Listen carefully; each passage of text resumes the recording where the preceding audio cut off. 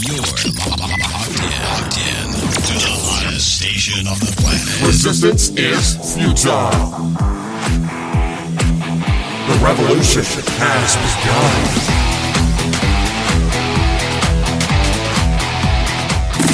You're listening to Rebelpreneur Radio, helping you break the rules and build the business you need for the life you want. And now, broadcasting his pirate signal from somewhere beyond the status quo, here's your host, best-selling author, marketing and media strategist, Ralph Brogden.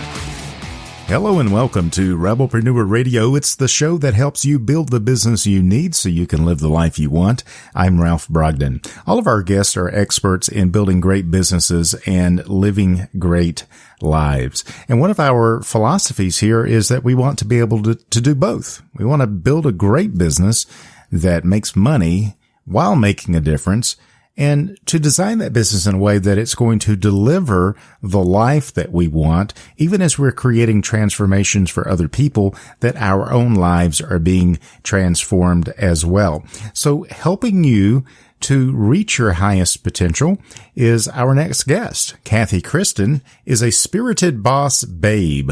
Now that's how she describes herself. Now, I would never call anybody a babe, but that is something that she self-identifies as, a spirited boss babe, and I'm going to ask her about that when we get into the conversation. She's also a serial entrepreneur, a keynote speaker, a life and a business strategist, and a best-selling author who is dedicated to helping others live a life they love. She brings profound awareness to the extraordinary possibilities within everyone she meets, and she provides business and personal coaching tools to help individuals and organizations elevate to their highest potential. Cathy, welcome to Rebelpreneur Radio. Excited to be here. Thank you so much for having me, Ralph. Now tell us what a spirited boss babe is, because that's a great description, and I don't want to take credit for it. So you tell us what that means. It was something that came to me when somebody had asked, how would you describe yourself? And I just kind of laughed, because I feel like there's this side of me, this aspect of me that's very connected spiritually, and to what many in the business, world would label as the woo-woo side of things, right? Mm-hmm. And then there's this very strong left brain, go, achiever, entrepreneur. I mean, my husband and I have started multiple businesses, and I've helped hundreds of people start and grow profitable businesses through the past 18 years.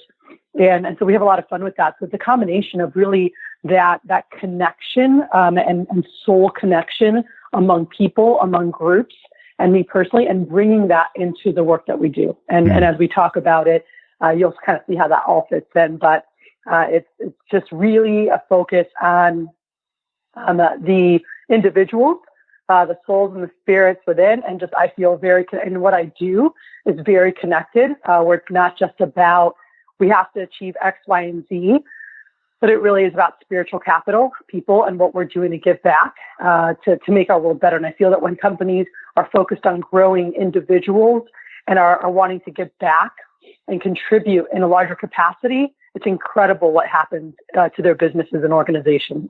Absolutely. That's a big transformation that we've been talking about. And it seems like our guests recently have really been focusing in on the spiritual side of things. And so it's really great to have you and to have your perspective as we learn to make this shift, no matter what size. It doesn't matter if your business is a global enterprise, if you've got 100 employees, or if you're just a solopreneur, learning the spiritual side of the business and being able to give back. And not just take all the time, but also to give back. That is so critically important. And so I think this is a good place to start, Cathy, because you had an experience a few years ago that kind of turned your life around and put you on this direction. Tell us a little bit about that experience and what got you to where you are today. Absolutely. So it's been a fun journey. Really, it actually was years ago is where I actually got into a car accident 18 years ago or so that really shifted my focus on what I was doing and really making the most out of my time here. And that's where really Live a Life You Love started from. And I knew that I was going to do a lot of work through business. But I said, man, our life is so limited, right? We only have a certain amount of days here. And I feel like so many entrepreneurs, business owners, and I knew from when I was younger, I was very entrepreneurially wired since, I was a little girl.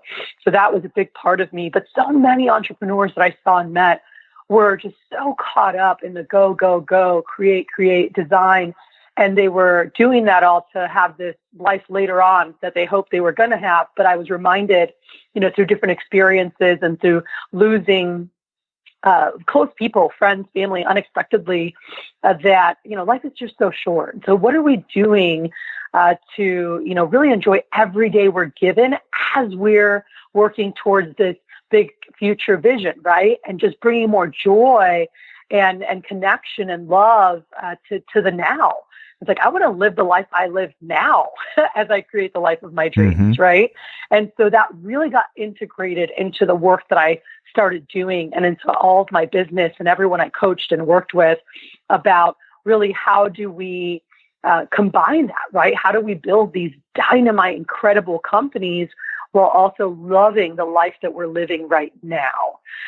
So that was, through doing, I was a sales and entrepreneurship coach for a long time. Through that, was doing a lot of leadership coaching. And that really was something heavy on my heart of years getting a chance to love their lives, but helping others and guiding others. And as they were working with people, knowing what they wanted to do so that they knew that end business, that corporation, or maybe they were an employee in that job, it wasn't their destination, but it was a chapter, it was a vehicle allowing them to move forward into this incredible vision they had for their lives. And I found that a lot of times people didn't stop to think about that.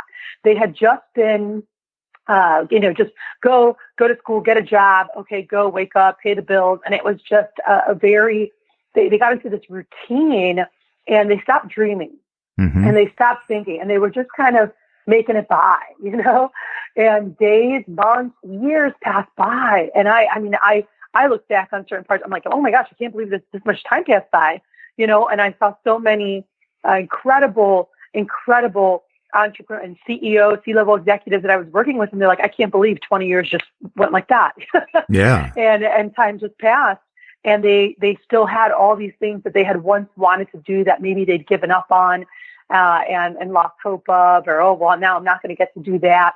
And it's like, well, no, you can, and then how do we help more of your people utilize what you're offering to them and them working in your company as a way to make their lives better? And even if they're doing labor jobs or, maybe doing work that might not be as glorious, that they find so much satisfaction in it because you're helping them through that vehicle that they have, that job with you, even on a lower end, you're helping them plan and live a life they want to live, right? And whether it's how to get out of debt, helping them buy their first home, saving up for that family vacation. And if you as a business owner are doing that, more people want to work with you and for you. And they want to tell people, man, you should come work for this person because they're helping me do this, and you're helping them outside the business.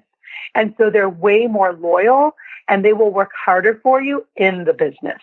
I'm glad that you really brought that up because there has been a kind of a business philosophy in years past that said you should keep your business separate from your personal life and don't get too close to people. And, your employees are your employees. They need to keep their personal problems out of the workplace.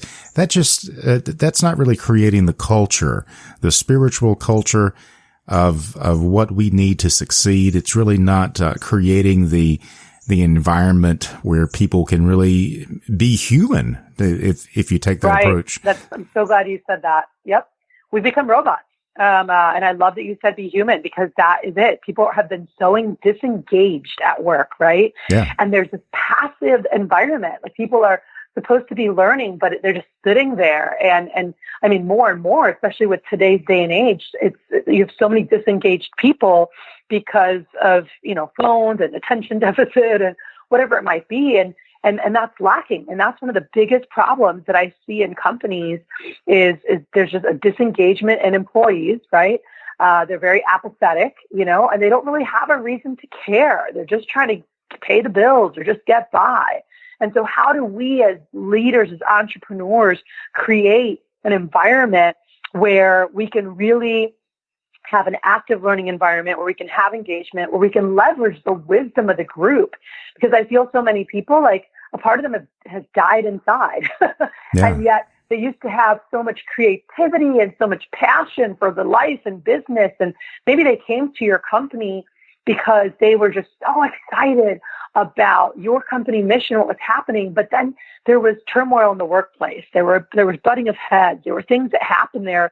And all of a sudden they lost that. And when a team, a group or organization, and I work with all different types of businesses, associations, nonprofits, but I think about any kind of team or organization, when they don't have a sense of closeness, of connectivity in some fashion, doesn't mean they need to know your ins and outs of your life.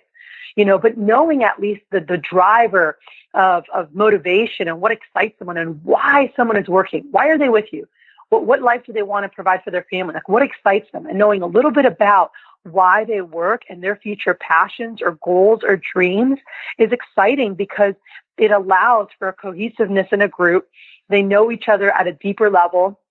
And they can go on this mission together to achieve desired goals and actions, because they feel like they are a unit versus many individuals who have no idea who the person who sits 3 feet from them are. It's like the old story of the forces.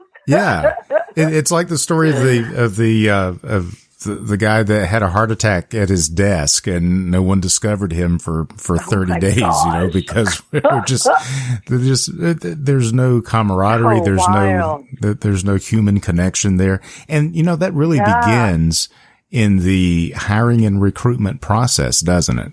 Mm-hmm. Absolutely. Absolutely. And I think it also, for those of you listening who are entrepreneur, business owners, or you're at the top, any leadership role in a company, or you own it, not forgetting the power of community. I mean, there's a communal power. It is incredible. Like, we as humans, even though we become so robotic in our actions, we're created for connection. And when there's a connection, there's so much science now. Even like the HeartMath Institute has done incredible work, Matrix works, and just really tapping into the science between the heart and the brain. And what happens is that the creativity is going to increase, right? The spirit, your personal spirit as a human, is elevated, and there's a level of excitement that increases, and we're so much more creative in that space, and with our work and a lot of the work that I do with companies and businesses, they're trying to solve a problem, or they're trying to figure something out. They want to shape the future, have a strategic plan, or maybe they're trying to work better together, and it starts with creating a psychological safety that allows voices to be heard. And just where people feel like they're actually a part of something, versus just another part. Like, they feel like the group, they feel like their voice matters. And I have seen companies who do an unbelievable job with this. And there are a lot of companies where that's lacking, and this methodology that we use, where it really focuses on the best of what's been, what is, and what could be. And we go through and work with companies on this and have all voices heard. And we have groups of people that come together. This has been brought into Facebook to solve some pretty complex problems. Yeah. BMW, Keller Williams recently. And I just got back this last night from running a retreat for a regional director team for a building management company. And their goal was, how do we work together to keep our people first? And it was incredible, when we went through this process and really focusing in on everybody speaking, first of all, because the old style of learning, and old leadership, it's like the CEO or the head person had to make all the decisions, right? Yeah. And they had to know everything. And what we found out is that if you're the smartest person in the room, you're in the wrong room, and the head of IBM, John Kelly, he had said, in the future, asking the right questions are the true mark of genius, not the ability to have all the answers. And, you know, for those who like Harvard Business, you could look at some of the most recent issues and either the cover story or a feature story. It's all about the power of questions. And it's incredible what happens when we start engaging voices, what can be created. I know I went off on a whole other tangent, but. Oh, yeah, no, this is good because it triggers a couple of questions, and I hope that they are intelligent. The first question is, how does this apply to digital companies, or let's say I'm a solopreneur and I don't have a team yet, but actually I think people don't realize just how many people you do talk to, even though you may be working from home or you may be a solopreneur, but you're talking to suppliers, to vendors, to prospects, to clients, to affiliates, to partners, to investors. Who knows, right? To the media. So there's lots of people. They're not working for you, but they're working with you. And so bearing that in mind, that this is not just for these larger companies, but it also works, and is definitely important at all levels, because, the mantra I always go back to is people want to do business with people that they know, like, and trust. And in our fractured online, communities now, where audiences are divided, attention is very hard to get, and people still, even though we are more connected, we feel more disconnected. So we have the technological tools for connection, but we don't have the psychological impact of the face-to-face connection. What can business owners, entrepreneurs, what can we begin to do to build a more engaging, enthusiastic team? And how do we get that way ourselves without burning ourselves out? Well, I think of it, I think the first thing that came to my mind is just being more curious. And so I think about even a solopreneur with like surveys, or, you know, asking their vendors, asking individuals, like, you know, how they're liking working, or how can they support, or what do you feel could really elevate, you know, their business? How can they support them, right? And just really having some real human connection with people that we're serving. So as we get to know those individuals, they like us, and I love you said, you know, they trust, and they want to do business with you. They will recommend more people to you. They will try to help more work, and vice versa. You know, I think about for my small business owners or solopreneurs, like anytime you're working with a vendor, you're meeting with a client, you know, are you asking them, hey, how can I best support you? You know, like as I meet people, I always like to connect people. And I think that shifting from this scarcity mindset, and I think it's very easy, especially when you're a newer business or company, to feel like, okay, I have to survive and I can't share my resources and it's like, there's so much abundance in this world. And it's amazing what happens when you start collaborating, you know, and when we start sharing resources. And when I meet somebody and they say, you know, this is how I can be best supported, and just asking. If you didn't ask, they didn't say. And it feels good for someone to ask them that and say, hey, by the way, as I keep doing business with different individuals and I meet people, just so I know, how can I best support you? You know, or, you know, and they're like, oh, well, if you meet anybody who needs reprogramming on their website, you know, shoot them my way. That would be amazing. And they're like, all right, perfect. And just knowing who the people around you are and how they would feel best supported, right? Maybe that person that you're doing business with, who's doing some of your IT work for you, their dream is actually not to be doing that. And they want to be teaching or speaking or doing. And when you say, hey, by the way, how can I best support you and your business and your growth? And they say, well, actually, you know, I would love to be speaking and I'd love to be teaching on this. And so if you ever know anybody who might need that service or that something taught on that topic, it's something I'm really passionate about. I'm like, oh my gosh, great. And just knowing those things, now when you bump into someone else and they say, man, we really need someone to come teach our team, I'm like, oh, I have somebody that could be great for that. And we start connecting more people, and all of a sudden there we start bringing the human back into this digital work and this digital space. But it comes down to asking more questions. I think that we have lost that, you know, as humans, the childlike curiosity, right? Right. And as we keep asking more questions, like things come up that you just would have never known. And it's incredible, the connections that happen between people.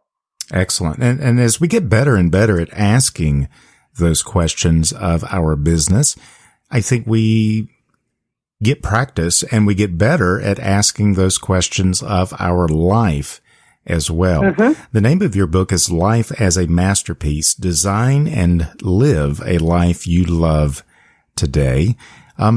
What's the premise of your book? What is the big message that people are going to get when they dive into that? So the book is actually more, and you'll see a lot of business examples, but it was really a lot of the life work I taught, as I was working with leaders and entrepreneurs. So this is important. And the first part of the book is what do you want? Why do you want it? The second part is very strategy based of how to break it down, and not just for yourself, but also for those you serve.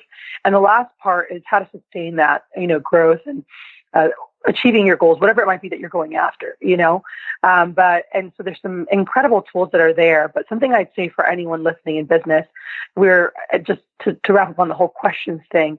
It's so cool, the speed and the scale in which things can happen when we start asking more questions, even if that's of ourselves. And in the book, you'll see where it says, like, what brings me joy? Like, what could I do today to just laugh a little more, right? Yeah. And just posing questions, you're like, all of a sudden answers come, right? And you're like, I could go for a salsa dancing class, or I could do this. Or it's like, what could I do to, increase my energy? And your mind goes, well, you could do this or you could do this, so just asking questions and now your mind gets to work, right? Mm-hmm. Instead of just being lazy and sitting there, like our brains get lazy, we get lazy. So when we ask more things of ourselves in our personal lives, of how could I improve this? How could I get better with this? And you'll see all through the book, there's pause and reflect moments where I'm asking you questions. And I think, again, more and more questions. And that's a very strong part of the work we do business-wise and with our consulting. I mean, for example, December 10th, we're getting 100 of the top leaders in the cannabis industry for 4 hours, just 4 hours. And in that time, they'll come up with a shared purpose as an industry. They'll design, cooperation principles, among all the different groups that are there in that industry. They'll identify strengths as an industry and collectively create a vision for where this industry is going. And we see it happen over and over. And this will happen in 4 hours. And it's because instead of sitting there and listening to people talk, you have these incredible minds. And when you ask questions, they start working and they get really creative and they have a lot of fun. And they come up with some amazing solutions that might not have happened that way. And I saw that these last 2 days at the retreat I helped facilitate, and with this company, and one of the head owners, part owners, he was blown away. Like, this was unbelievable what they came up with. And if he had never asked the questions of what could create an entrepreneurial mindset within our people, what could create a better learning environment, then those answers would not have surfaced, right? And so whether it's business, it's life, by posing more questions, we'll be really, really amazed at what answers can come. And I want to say too, we're talking about questions that are seeking for the good and the possibilities. Yeah, it's not why me questions. Why does this always happen to me? That's not a very empowering question, is it? Exactly. So we're looking for powerful questions that are going to get you closer to the solutions that you're looking for. So maybe you're asking a lot of questions, but they're not empowering. Maybe they're dumb questions, or maybe they're what Tony Robbins calls endless loop questions. Like any question that starts with why, you're never going to get to the end of it, because who knows why, right? So you just go in a circle. And when we ask ourselves what's wrong or what's broken, we get really good at answering that. But when we ask, what kind of future do we want? And the book does that for you personally, and you can do it in your business, but even think about for your company, like, what kind of future do we want? How can we create that together? What do we want more of? When and where have we been at our best? Those are the types of questions we want to be asking if we want to move forward and love the life we're living, right? And love our business and scale and grow. And that's the methodology that we really use when working with groups. That is really powerful. So you also have a free resource and some other things going on that you'd probably want to share with our listeners. Yes, absolutely. I'm so excited. My husband and I, our consulting company, we use this methodology called appreciative inquiry, and it's really incredible. And it's based on the best of what has been, what is, and what could be, and really focusing on that and transforming groups and individuals.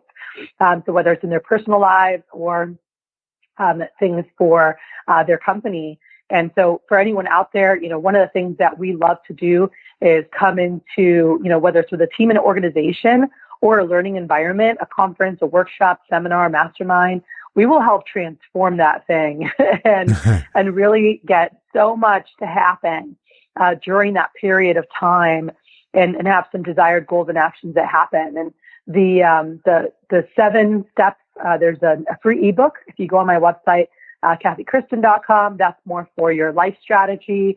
But again, this is incredible to use with small businesses, even with your any of your vendors, and you're helping them in their life. And you say, hey, by the way, I have a resource that I used that was really fun to do personally and helped me personally, financially, professionally. I've done it with some of my family, and I just wanted to share this with you because I loved it and I thought I could benefit you. And then that vendor does that, and they go, wow, this person's awesome. And again, those are just connections that you have. Yeah. And the ebook is 7 steps to live a life you love. And it really makes you pause and think about what you want in your life. A lot of people know what they don't want, but I feel like many don't take time to clearly identify what they do want.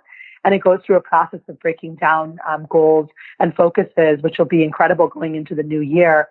Where do we want our family to go? Where do I want to go spiritually? Where do we want to go business-wise?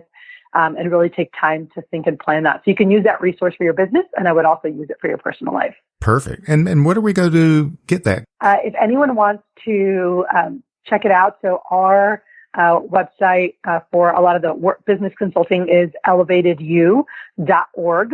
So elevatedu.org. And then my personal page and a lot of the life, this resource that you can get for free, KathyChristen.com, CathyChristen, KathyChristen.com, and I'm sure it'll be in the show notes as well. But if you go on there, it'll pop up on your computer, a free pop-up you can download, use it, share it. I'm so excited, and I love hearing back from people who have utilized that and how it's helped them. Don't keep it to yourself. Share with your family, share with your coworkers. It really is a powerful tool. That sounds like a really powerful process to begin to ask better questions. If you want better answers, get into the practice of asking better questions. And so this has really been fabulous. I appreciate you sharing your wisdom with us, Cathy. But do you have any final thoughts or quotes or words of wisdom, big ideas that you'd like to leave us with? Yeah, and we've been talking about it all the way through, and you just mentioned it. And I'd say get more curious, ask more questions. Even at dinner with your family, don't just sit and say, oh, how was your day? But, hey, what was the best part of your day? Can we get better at asking better questions, right? What was your favorite part? What was your high today? What was your low? Why? And learning about where our people and our families are, because again, I feel a lot of those conversations are lacking, in the world we're in, and everyone's sitting around on their phone. But I'd say, do what you can to connect and get curious about those around you. It's pretty incredible things that you can find out, and who knows what great partnerships, what great opportunities can come from you getting out of your comfort zone and getting curious about those around you. Excellent.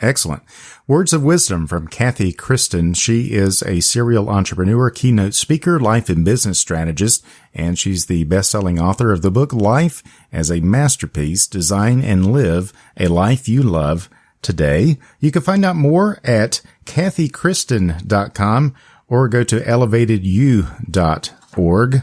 And we will have those links on the Rebelpreneur website as well. Cathy, it's been a real pleasure to chat with you. Thank you so much for the important work that you're doing. And I wish you every success. Thank you so much, Ralph.